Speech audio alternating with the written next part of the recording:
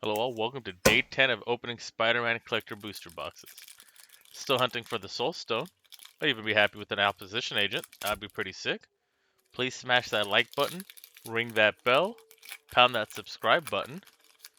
Beautiful art card here though. Let's see what I got. It is a Green Goblin. Nice.